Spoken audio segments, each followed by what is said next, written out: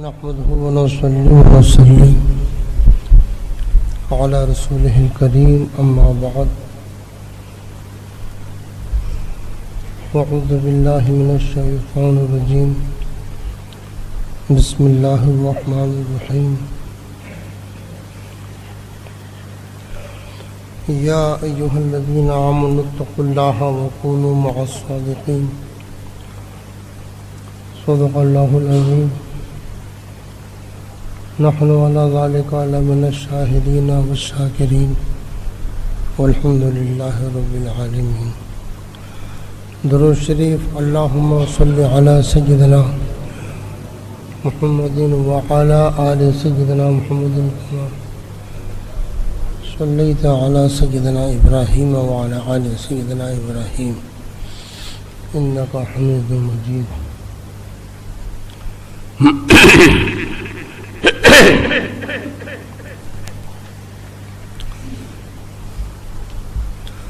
اللہ کے پیارے محبوب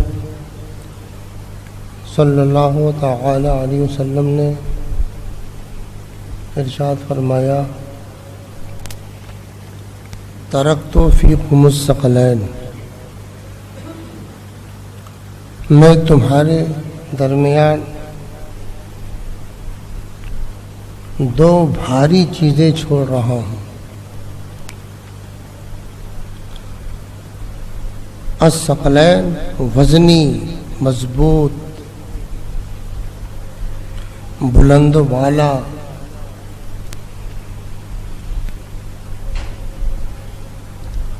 ان میں سے ایک کتاب اللہ ہے اور دوسری میری اہل بیت. جب تک تم انہیں مضبوطی سے پکڑے رہو گے لن تضلوا، حق سے جدا نہیں ہو سکتے.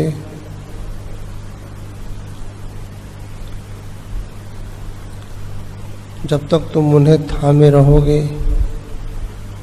حق پر جمے رہو گے. قرآن کریم میں ام المومنین عائشہ صدیقہ سے مروی ہے کہ جب یہ آیت نازل ہوئی انما یرید اللہ لیذھب عنکم الرجس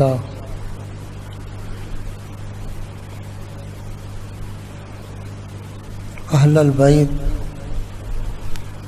یطہرکم تطہیرا. تو پیارے آقا صلی اللہ تعالی علیہ وسلم ایک چادر اوڑھے ہوئے تھے اور اسی چادر میں امام حسن کو لیا، امام حسین کو لیا، سیدہ فاطمہ کو لیا، حضرت علی کو لیا. بارگاہ الہی میں عرض کیا مالک و مولا یہ میری اہل بیت ہیں تو انہیں خوب پاک کر دے.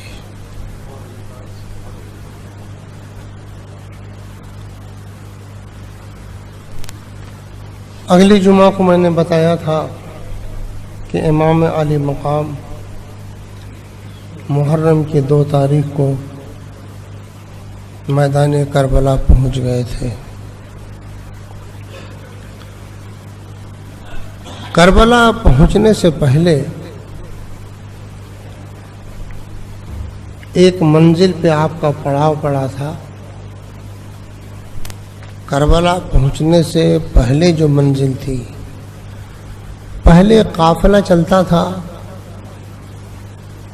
تو منزل پہ پڑاؤ پڑتا تھا. رات میں لوگ سفر کرتے تھے، اس منزل پہ پڑاؤ پڑا، پھر دوسری منزل پہ، پھر تیسری منزل پہ. تو کربلا پہنچنے سے پہلے جو منزل تھی، جب وہاں پڑاؤ پڑا، امام علی مقام کی عادت کریمہ تھی کہ جہاں پڑاؤ پڑتا اگل بغل بستی چلے جاتے، لوگوں میں اسلام کی تبلیغ کرتے، حق راستہ دکھاتے، ان کی خیریت لیتے۔ یہ آپ کی عادت کریمہ تھی۔ جب پڑاؤ پڑا، امام عالی مقام، شام کا وقت تھا، بغل کی بستی میں گئے، دیکھا کہ مطلب لوگ نہیں ہیں، صرف ایک خیمہ گڑا ہوا ہے، اس خیمے میں ایک بوڑھی عورت ہے۔ آپ نے فرمایا بیوی کیا یہاں اور لوگ نہیں ہیں؟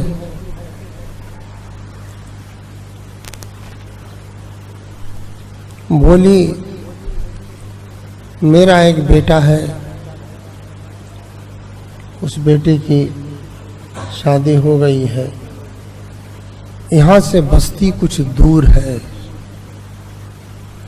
لوگ وہاں رہتے ہیں، صرف میں، میرا بیٹا اور میری بہو یہاں پہ رہتے ہیں۔ فرمایا تم کون ہو؟ عرض کرتی ہے کہ میں عیسائی ہوں۔ وہ مسلمان نہیں تھی، عیسائی مذہب کی تھی۔ تمہاری بیٹی، تمہاری بہو اور تمہارا بیٹا کہاں ہے؟ بولی وہ سب بستی والوں کی مویشیاں چراتے ہیں اور وہیں رہ جاتے ہیں،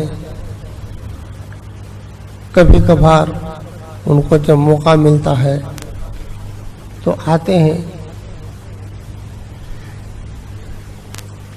فرمایا تجھے کوئی تکلیف ہے؟ مسلمانوں اپنے امام کا خلق دیکھو، وہ عیسائی ہے، اس سے دریافت کرتے ہیں تم کو کوئی تکلیف ہے؟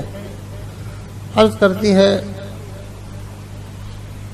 ہمیں کوئی تکلیف تو نہیں ہے، کھانے پینے کو مل جاتا ہے، پانی جو بغل میں ہے وہ پانی کھارا ہے، پینے کے لائق نہیں ہے، پینے کے لائق جو پانی ہے وہ بہت دور سے لانا پڑتا ہے، ایک بار اس کو ہم لے کے آ گئے تو پھر ایک ہفتے تک اسی پانی سے گزارا کرنا پڑتا ہے۔ امام علی مقام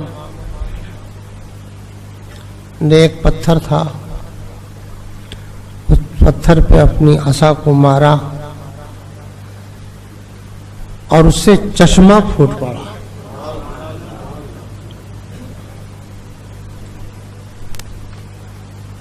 چشمہ جب پھوٹا تو کچھ پانی جمع ہو گئے۔ اللہ کے ولی کوئی کرامت اپنی ذات کے لیے نہیں دکھاتے،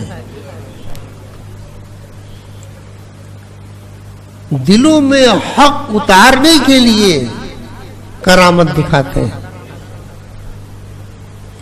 اپنی ذات کے لیے نہیں۔ یہ اصول ذہن میں رکھو کہ اللہ کا ولی اپنی ذات کے لیے کرامت نہیں دکھائے گا، اظہار حق کے لیے کرامت کو دکھاتے ہیں۔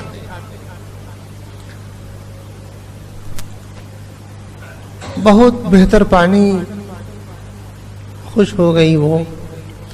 آپ نے فرمایا میں یہاں سے تھوڑی دور ہی پہ رہوں گا، جس کا نام کربلا ہے وہیں رہوں گا. اپنے بیٹے کو میرے پاس بھیج دینا. امام علی مقام وہاں سے میدان کربلا میں آ گئے. وہ تو میں آپ کو سنا چکا ہوں، پھر کیا دہراؤں. جیسے اس کا بیٹا آیا، اس کی بہو آئی. بیٹا پانی کا تھوڑا سا چشمہ دیکھ کر خوش ہوا. اپنی ماں سے پوچھا. ماں نے سارا واقعہ کہہ دیا. کہا جو ایسے برگزیدہ، ایسے خدا رسیدہ کہ زیارت کہاں ہوتی ہے، چلو ہم سب چلتے ہیں. تو ماں، بہو اور بیٹا تینوں امام عالی مقام کی بارگاہ میں آئے. یہ اس وقت پہنچتے ہیں جب یزیدی لشکر آ چکا تھا. بارگاہ امام میں آئے. امام نے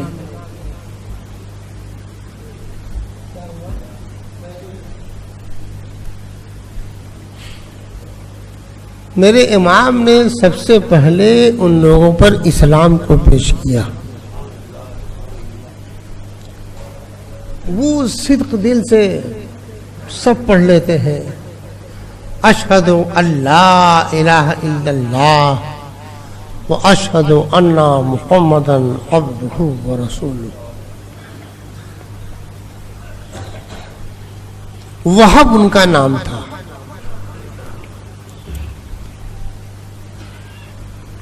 وہ سب منظر دیکھ کر عرض کرتے ہیں امام عالی مقام، میں آپ پر فدا ہوں اور ہماری بیوی اور ہماری ماں گھر کی عورتوں کی خاتمہ رہے گی. امام علی مقام نے فرمایا تم لوگ اس مصیبت میں کیوں رہو گے؟ تم سے تو کوئی مطالبہ نہیں ہے، تم لوگ چلے جاؤ. محبت ایسی ان کے دلوں میں جاگی کہ رونے لگے کہ میرے آقا اجازت دے دیجیے، اپنے اوپر قربان ہونے کی اجازت دے دیجیے. جب ان لوگوں کا اصرار بڑھا تو امام عالی مقام نے ان کو وہاں رہنے کی اجازت دے دی.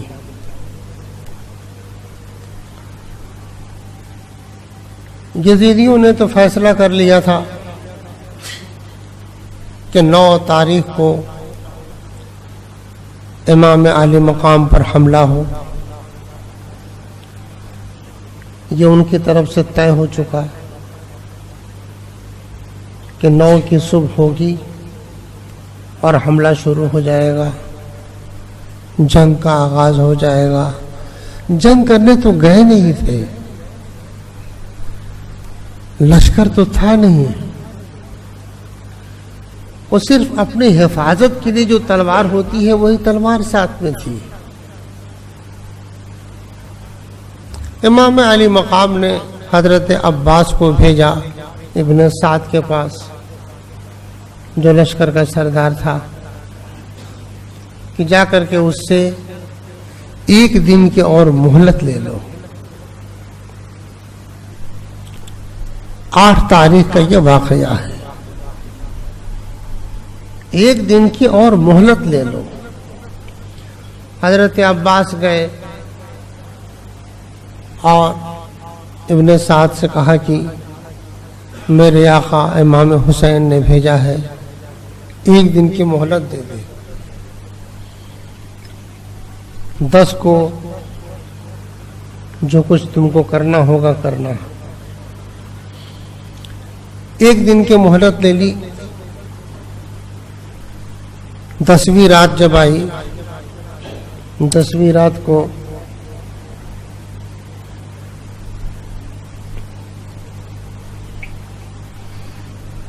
امام عالی مقام نے سب کو جمع کیا.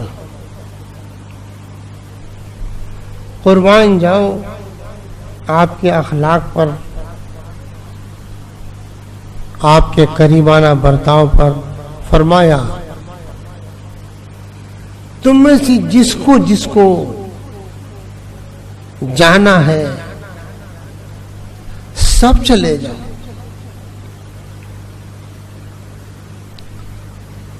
جاؤ تم لوگ اچھے سے رہو، تم سے تو کوئی مطالبہ نہیں ہے، مطالبہ تو ہم ہی سے ہے. میری طرف سے خوشی سے اجازت ہے. غور کرو آج کا لیڈر کیا چاہتا ہے کہ لوگ ہمارے ساتھ ہو جائیں، ہمیں کوئی نہ چھوڑے. لیکن واقعی کیسے سچے رہبر ہیں مسلمانوں کے. سب کو اجازت دی، بھائیوں کو اجازت دی، بھتیجوں کو اجازت دی، جو احباب تھے ان کو اجازت دی. جو تم میں سے جانا چاہے چلا جائے.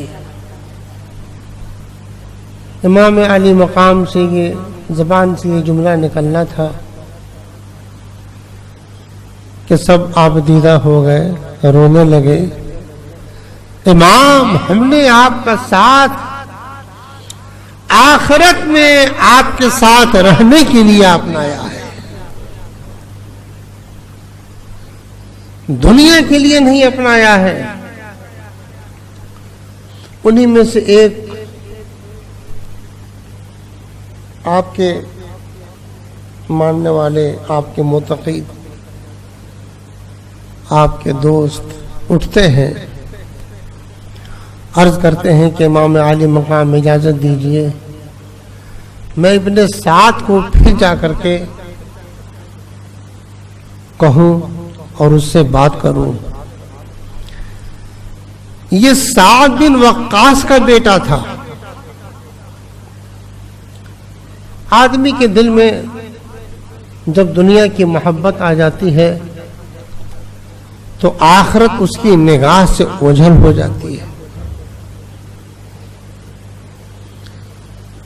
وہ جاتے ہیں ابن سعد سے گفتگو کرتے ہیں کہ کیا تجھے نہیں معلوم یہ کون ہے؟ ابن سعد امام علی مقام کے ساتھ بچپن میں کھیلا ہے، ہم سن تھا، ہم عمر تھا، جانتا تھا، آپ کی قدر کرتا تھا، آپ کی عزت کرتا تھا. مگر یزید کی طرف سے یہ پروانہ مل چکا تھا. ایک جگہ تھی جس کا نام تھا رے، کہ رے کی حکومت بھی تم کو ملے گی. کہتا ابن سعد کیا میں مسلمان نہیں ہوں؟ کیا میں اللہ اور اس کے رسول پر ایمان نہیں رکھتا ہوں؟ کیا میں قرآن کو نہیں مانتا ہوں؟ انہوں نے فرمایا کیسی محبت کی بات کرتا ہے،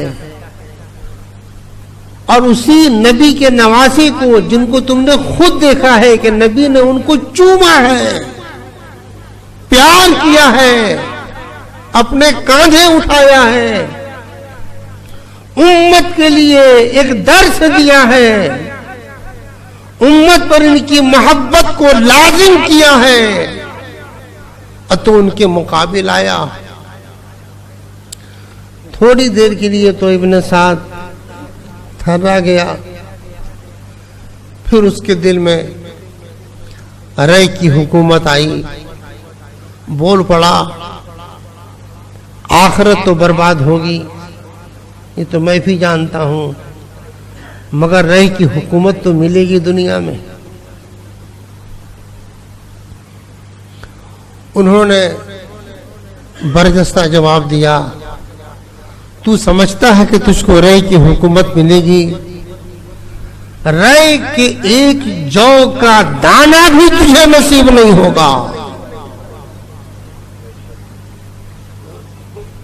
یہ کہا کہہ کر کے امام علی مقام کی بارگاہ میں آ گئے. امام علی مقام اور پورے اہل بیت اور جو بھی آپ کے اصحاب تھے پوری رات تسبیح و تہلیل میں گزارے. خدا کی بارگاہ میں ایک یہاں بات سنتے چلو. 3 چیزیں ہیں. ایک ہے علم,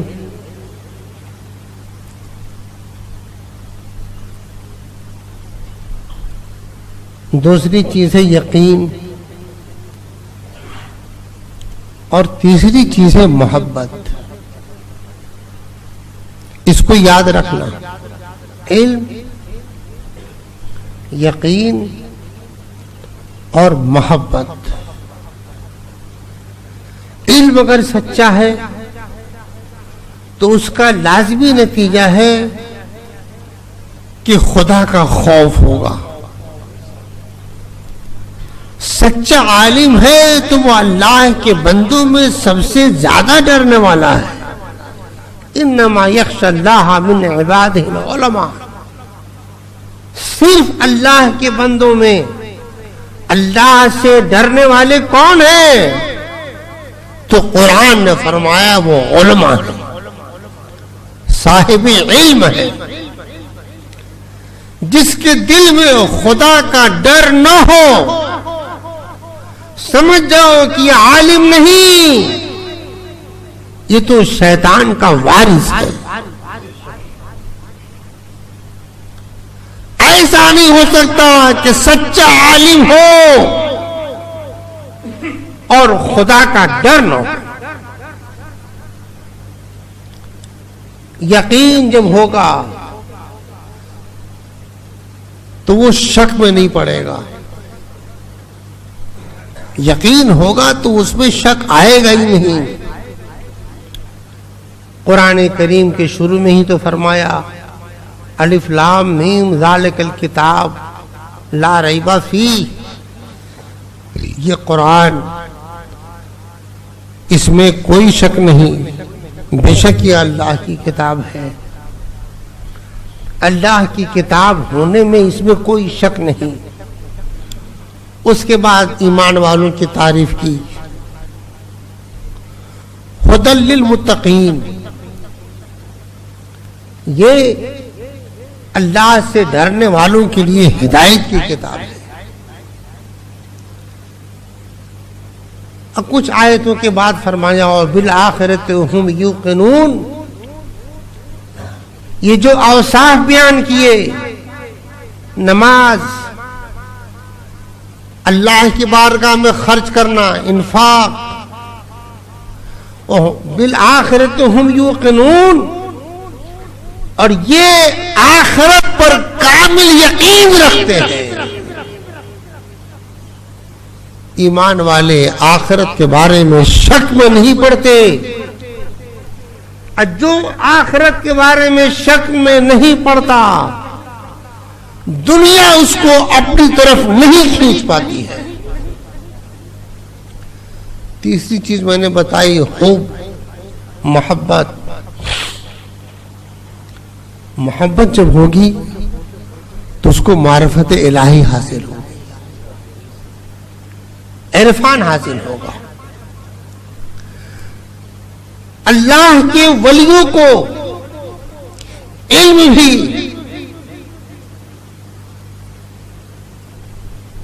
بے پناہ ہوتا ہے, یقین بھی. یقین تو ایک کیفیت ہے, وہ کیفیت بھی بہت ہوتی ہے. اور پھر ان کو معرفت الہی حاصل ہوتی ہے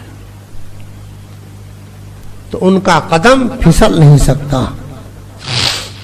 میرے آقا امام علی مقام اس میں اعلیٰ درجے پر فائز ہے.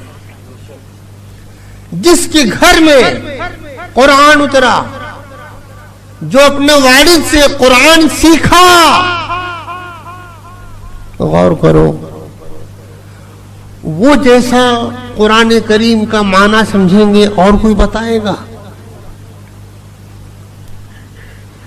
عالم ہو, عارف ہو, یقین کے منزل پر فائز ہو, تو وہ جو بتائیں اس کو ماننا لوگوں پر ضروری تھا. سیدہ فاطمہ رضی اللہ تعالی عنہا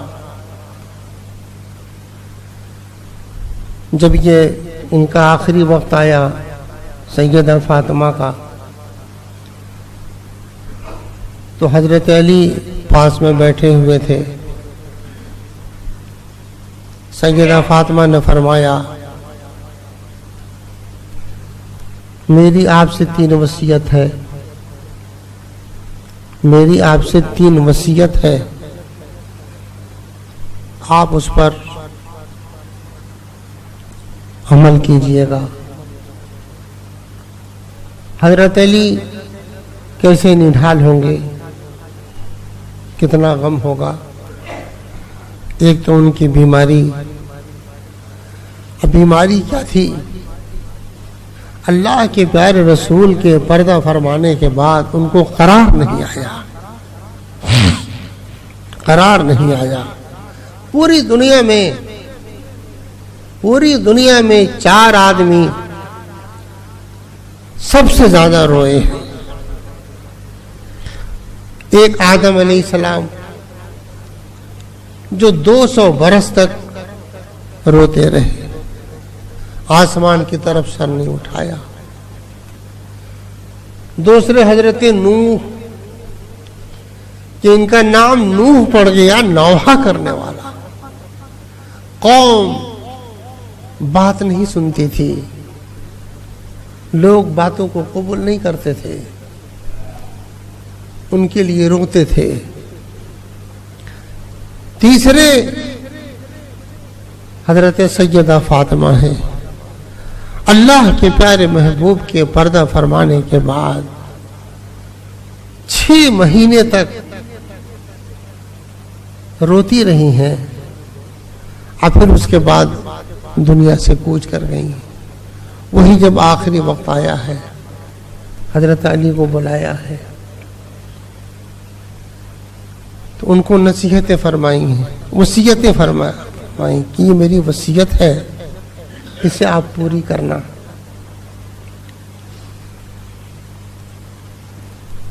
ایک تو وصیت یہ ہے کہ میرا جنازہ رات کے وقت میں نکالنا, میرا جنازہ رات کے وقت میں نکالنا. دوسری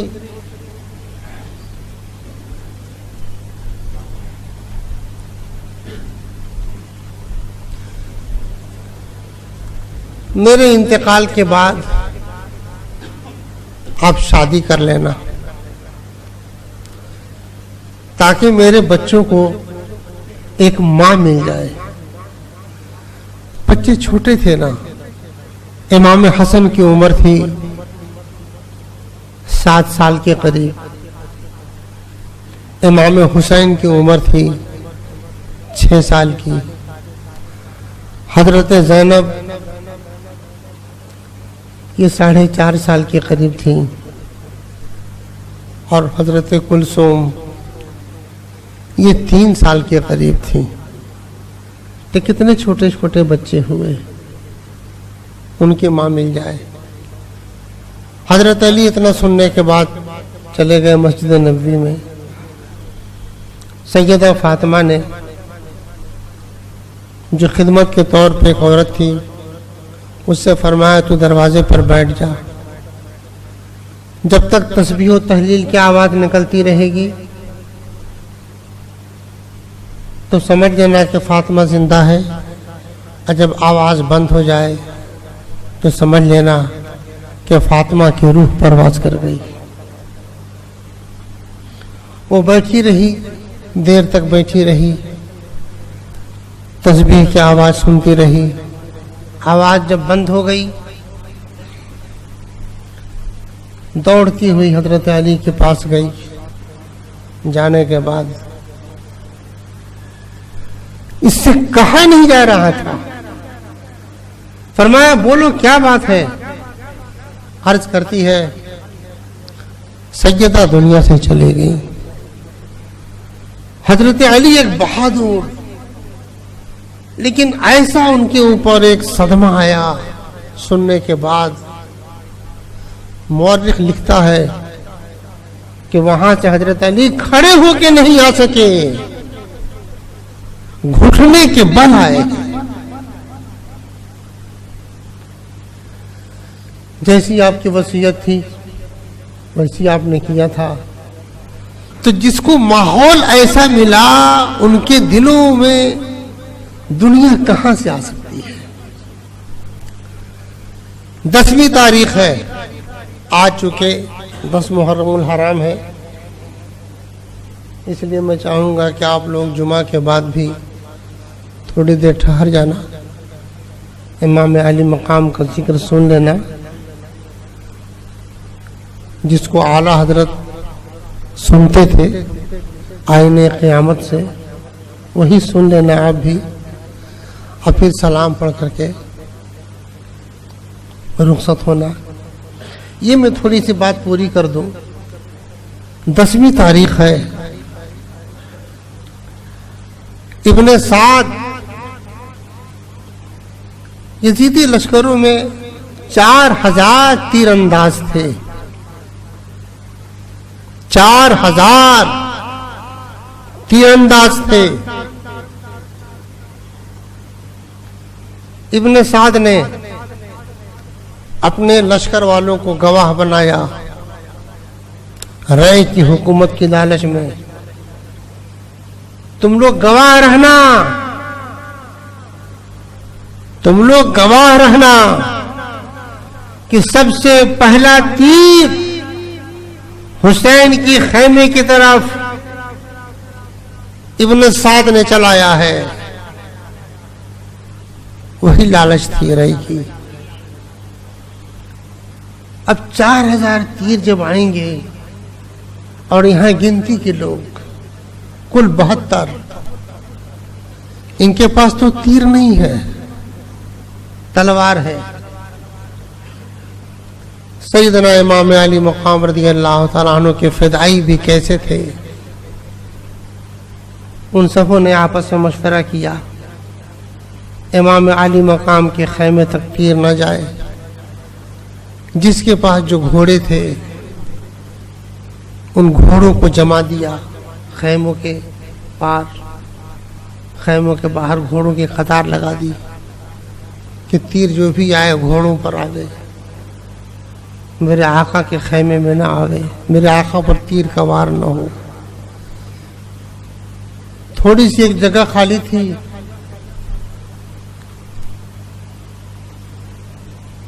تو ایک نوجوان مسلم بن اوشجہ نام ان کا ہے، گھوڑے کے نیچے وہ بیٹھ گئے. تیر چلا کر کے جب وہ سب تھک گئے، 10ویں تاریخ ہے، تیر چلا کے جب تھک گئے کہ کوئی جواب نہیں آ رہا ہے، ابن سعد نے آواز دے کر کے جنگ کو روک دیا. جنگ رک گئی. امام علی مقام نے فرمایا دیکھو تو ہم میں سے کون کون شہید ہوا ہے، کون کون بچا ہے. سب دیکھنے کے لیے نکلے لوگ. مسلم بن اوشجہ زخمی ہو چکے تھے. ان کی ماں آتی ہے روتے ہوئے، عرض کرتی ہے میرے امام ابھی میرے بیٹے میں جان باقی ہے، میں نے تو اس کو خون جگر اس لیے پلایا تھا کہ رسول اللہ کے نواسوں پہ قربان ہوگا.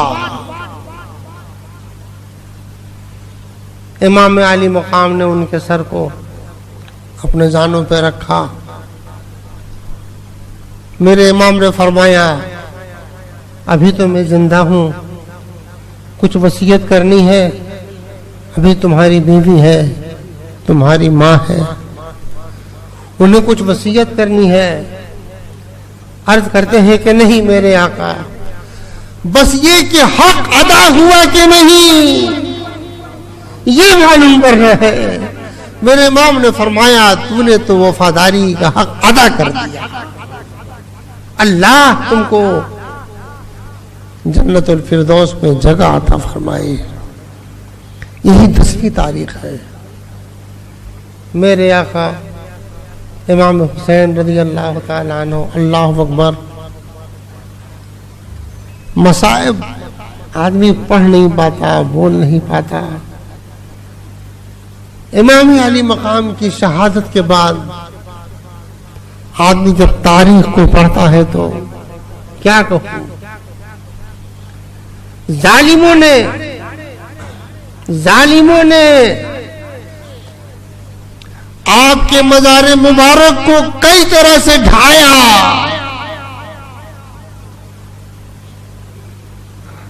ایک نے بنوایا, دوسرا بادشاہ ہوا اس نے مسمار کرا دیا, پھر کسی نے بنوایا, پھر مسمار کرایا.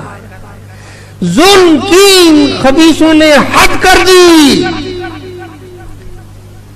یہ بے شک امام علی مقام کی اسلام پر سچی قربانی ہے کہ دشمن مٹانا چاہا اور دلوں پر ان کی حکومت آج بھی قائم ہے. کبھی بھی آپ ان دشمنوں کی باتیں نہ سننا. مجھے لطیفے کے طور پہ ایک بات یاد آئی کہ تاتاری جب حملہ کرتے ہوئے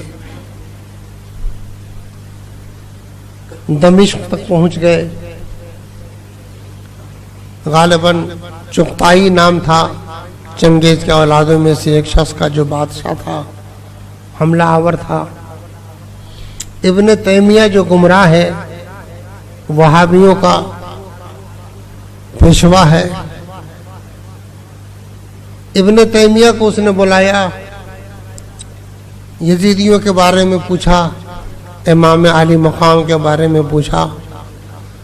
اس نے امام علی مقام کو مظلوم بتایا, یزید کو ظالم کہا, جابر کہا, شقی کہا, خبیث کہا.